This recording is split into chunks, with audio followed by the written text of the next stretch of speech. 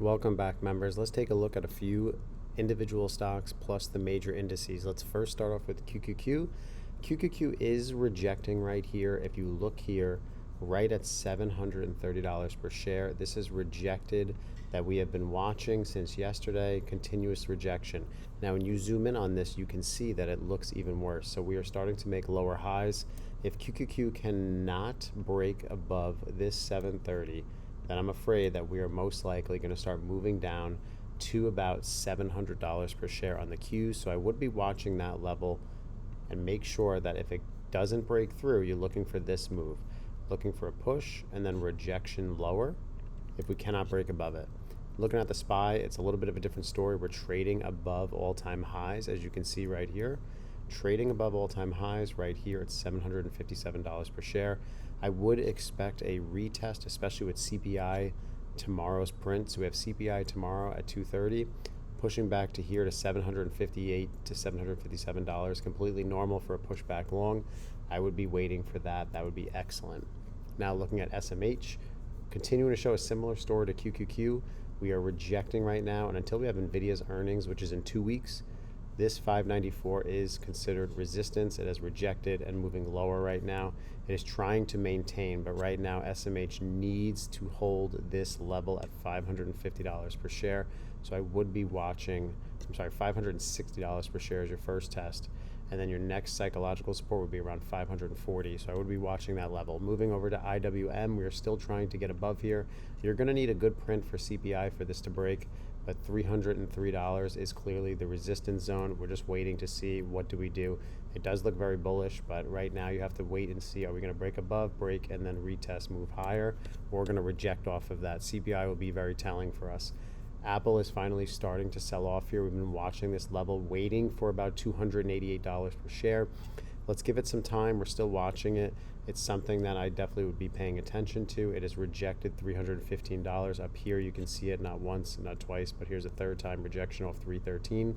Now starting to move lower. If it cannot hold 300, that's okay. Still bullish, but you're waiting for it to pull back to at least $288 per share. Looking at Netflix, Netflix is showing a very similar story with more resistance. We need a good CPI print.